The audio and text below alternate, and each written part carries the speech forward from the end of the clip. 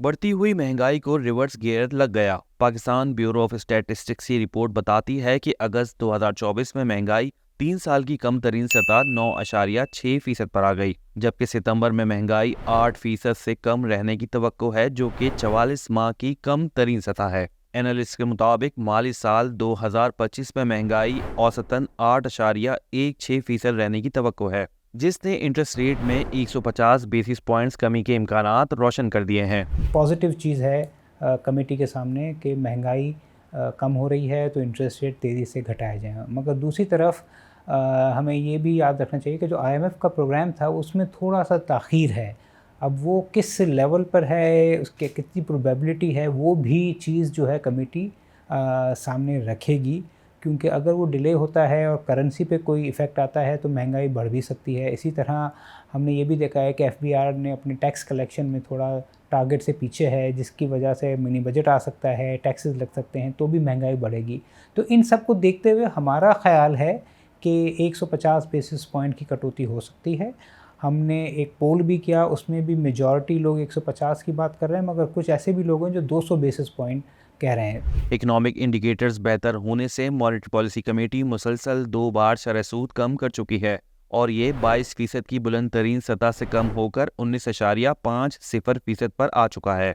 इस वक्त real interest rate 10% पर है। ताहम रुपए की कदर, IMF प्रोग्राम में ताखीर और FBR के टैक्स अहदाफ हासिल करने में नाकामी स्टेट बैंक के लिए बड़े फैसले लेने पर असरअंदाज हो सकता है। कि हमारी जो इंपोर्ट्स हैं वो रुकी हुई हैं क्योंकि ग्रोथ नहीं आ पा रही। जब ग्रोथ की राह पे हम जाएंगे तो एकदम से इंपोर्ट भी बढ़ना शुरू होगी, तो उस वक्त जो वो देखना पड़ेगा हुकूमत इसको किस तरह मैनेज करती है। एक्सपोर्ट बढ़ाते हैं, कोई और काम करते हैं जिसके तरीके से ये हो सकता है। तो सबसे इंपॉर्टेंट चीज़ ये है कि हुकूमत अपने अखराजात कम करे और अपनी आमदन बढ़ाए। जब अखराजात कम होंगे और आमदन बढ़ेगी तो खसारा जो वो कम होगा। जब खसारा कम होगा आप फिर बोरो भी कम करोगे, फिर ऑटोमेटिकली इंटरेस्ट रेट भी नीचे जाएगा। हायर इंटरेस्ट रेट ने मईशत का पहिया जाम कर दिया है। नई सनतें लगाना तो दूर की बात, पुरानी फैक्ट्रियां चलाना भी मुश्किल हो चुका है। ऐसे में सरमायाकार स्टेट बैंक से शरह सूद सिंगल डिजिट करने का मुतालबा कर रहे हैं। क्या मौजूदा हालात को देखते हुए ये मुमकिन है कि शरह सूद सिंगल डिजिट पर आ जाए? आज की तारीख में तो सिंगल डिजिट होना मुश्किल लग रहा है, क्योंकि इन्फ्लेशन सेंट्रल बैंक ख़ुद कह रहा है कि 11.5 से 13.5 होगा। और हमने पाकिस्तान में भी देखा है कि एवरेज जो रियल इंटरेस्ट रेट है वो 2% होता है।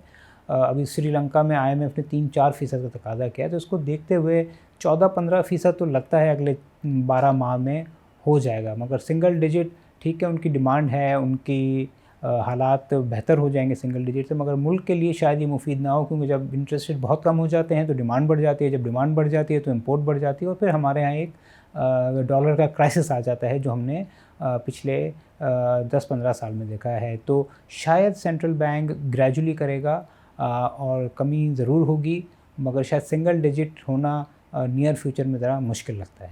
आलमी सतह पर ऑयल प्राइसेस गिरावट का शिकार हैं और इस वक्त $67 फी बैरल की सतह पर ट्रेड हो रहा है, जो कि 14 माह की कम तरीन सतह है।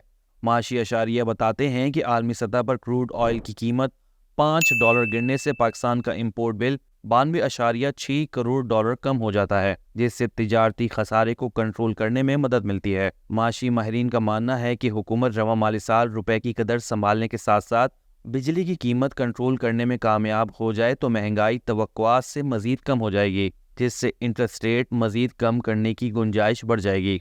And of the year state bank शरह सूद 12 से 14% कर सकता है।